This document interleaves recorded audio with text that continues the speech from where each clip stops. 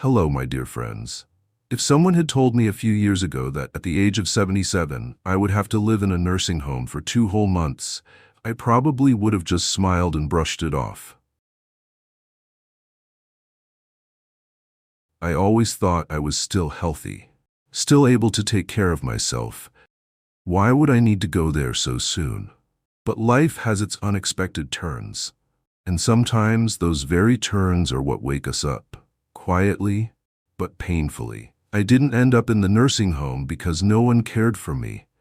It was my son, a doctor, who persuaded me to rest there temporarily after a minor fall in the bathroom. He said I needed monitoring, that I needed professional care while recovering, especially since my wife had passed away a few years back.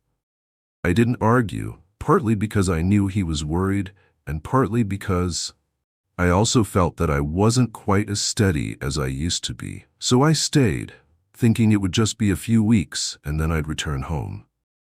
But those 2 months completely changed the way I looked at life. There I met all kinds of people, some visited regularly by their children and grandchildren, others left alone without a single visitor. Some had once been teachers, some had run businesses, and some had simply lived quiet, unnoticed lives.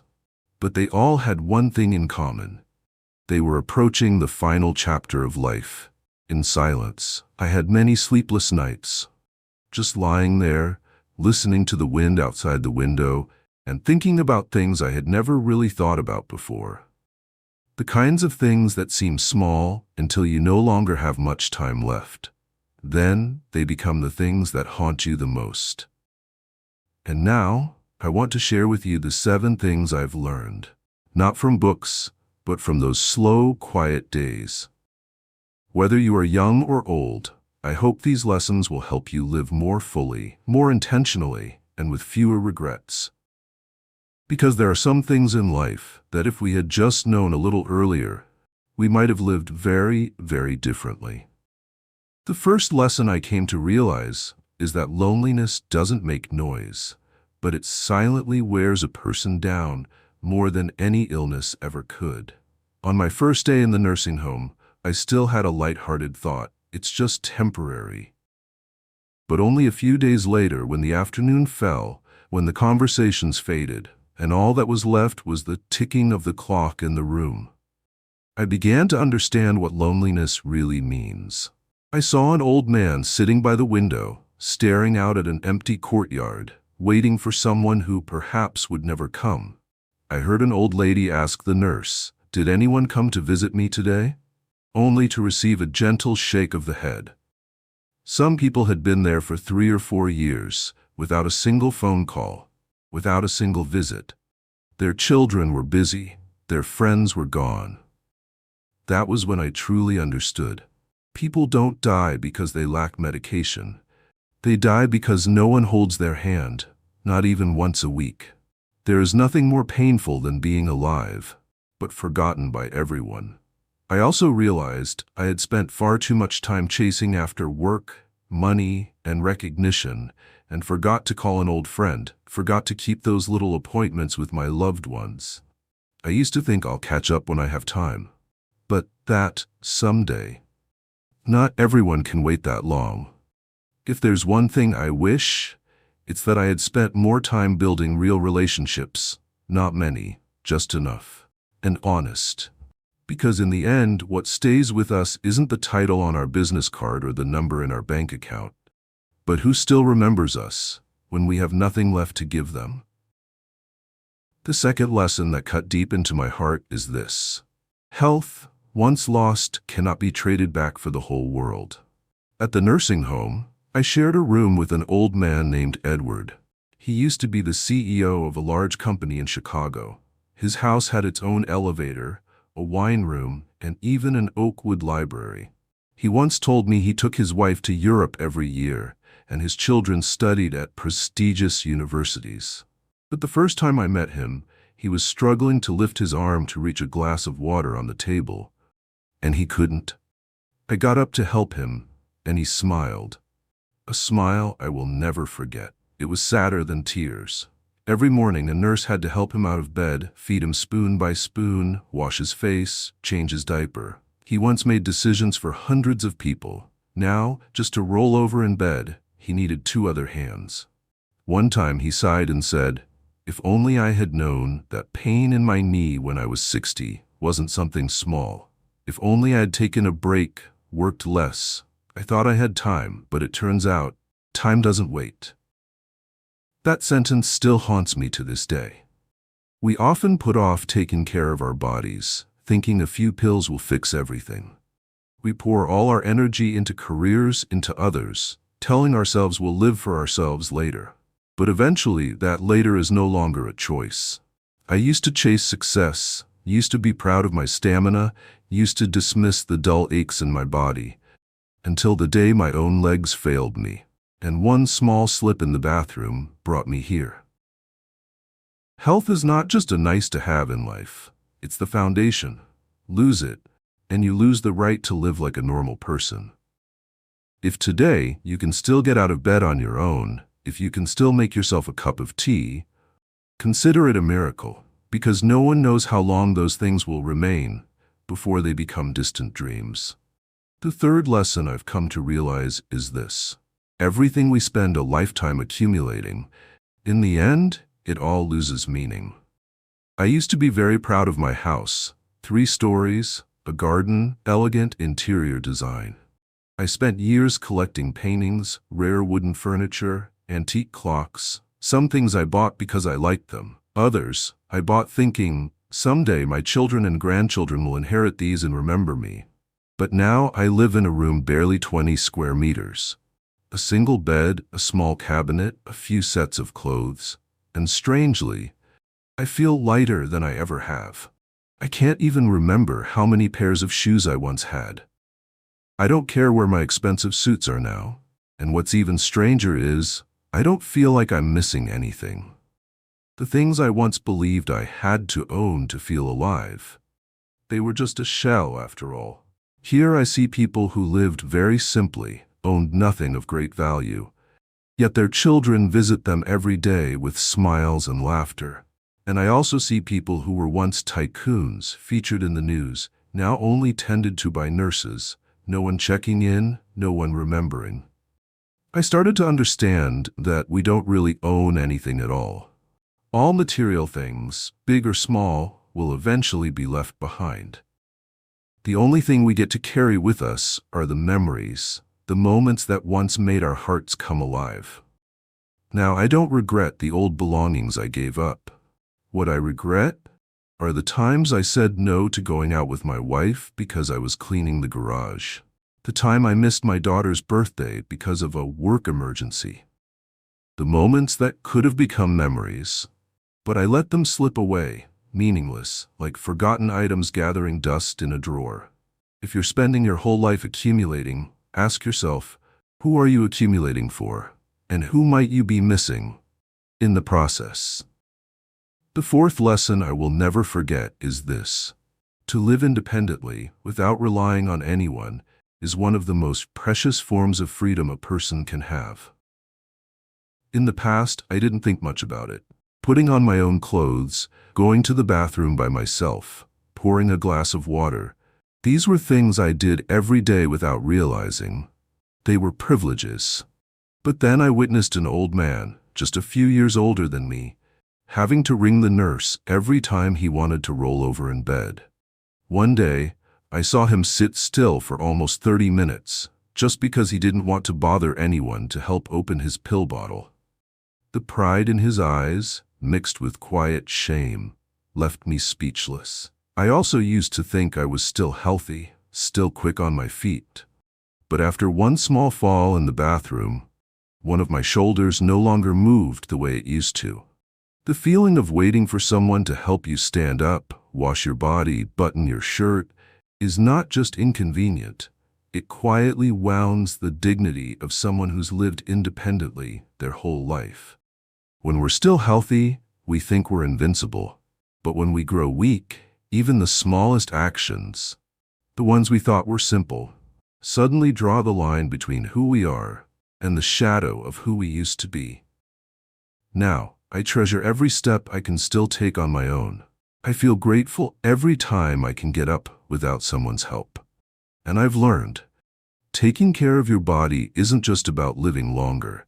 It's about protecting your right to freedom, your ability to be the master of your own life, even in the final years. If today you can still brush your teeth, tie your own shoelaces, make yourself a cup of tea, don't take it for granted, because one day, those little things you once overlooked might become something you wish you could do again, but no longer can. The fifth lesson. I didn't learn from anyone but from the quietest days of my life. During my early days in the nursing home, I felt like I had fallen into a strange kind of emptiness. No work schedule, no ringing phone, no one needing my opinion. One day felt as long as a whole week. I felt lost, sometimes even as if I was slowly disappearing from this world. But then, in that very silence, I began to hear something I had never heard before. The voice inside myself. I realized that there are moments so simple and ordinary that we often overlook them, yet they are exactly what nourish the soul in the most enduring way. The sunlight coming through the curtain in the morning, the faint lemon scent in a cup of warm water, the wooden clogs of the old nurse walking down the hallway, and that one moment of simply sitting still, just to breathe deeply. In the past, I thought happiness was about having more money, more friends, more trips.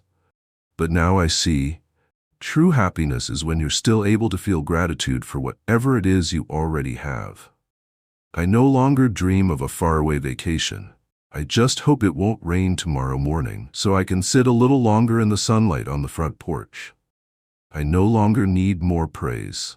I just hope someone still remembers my name and asks me a simple, sincere question. Did you sleep well last night? I've come to see that life isn't short of miracles. It's just that sometimes they come in such ordinary forms that we fail to recognize them. The sixth lesson came to me late, but it felt as if a heavy stone had finally been set down. It was the lesson of forgiveness. I once had a younger brother, 4 years younger than me.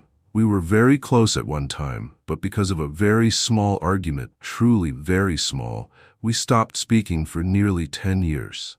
Every Lunar New Year, I knew he returned to our hometown, but I pretended to be busy. Every time someone mentioned his name, I changed the subject. Then one day, I heard he had died in a traffic accident. I never got to see him, never got to say a single word. Since that day, I've carried a stone in my chest.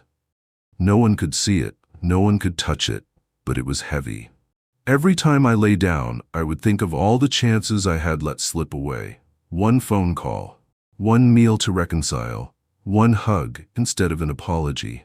At the nursing home, I met a woman who, every night, sat and stared at a photo of her daughter. She told me they had fallen out over her daughter's marriage. The daughter never came back, and now, she no longer had the chance to make peace. I thought there was still plenty of time, she said.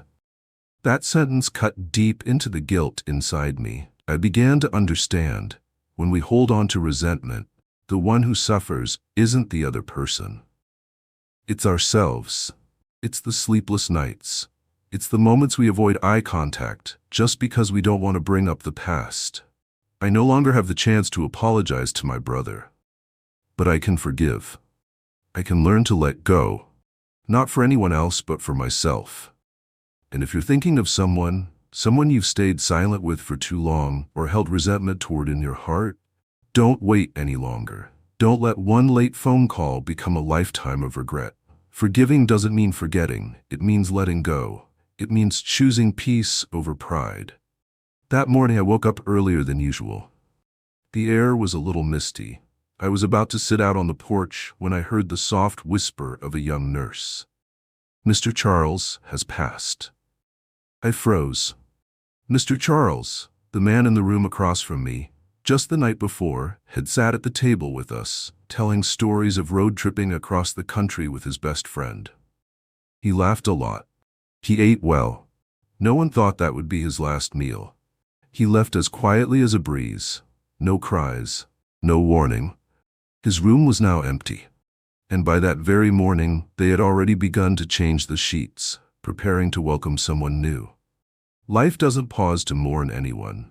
It was then that I truly understood we never know how much time we have left. And that truth, though frightening, is also the most beautiful reminder. Don't wait. We often delay the things we should have done sooner. We postpone thank yous. We postpone hugs. We postpone the one moment when we speak our hearts. We say, maybe tomorrow, until one day, there is no more tomorrow. Since that day, I began to live differently. I no longer need a special reason to say I miss you. I wrote a handwritten letter to my daughter, even though she only lives a few hours' drive away. I eat slower. I gaze longer at the sky. I say the names of those who once made me laugh, just to keep them alive in my memory. If you're reading these words, please allow yourself to live as if each day were a gift, not a given. Because when we finally lie down for the last time, what we regret most won't be the things we did, but the things we didn't do in time. My dear friend, I only lived 2 months in the nursing home.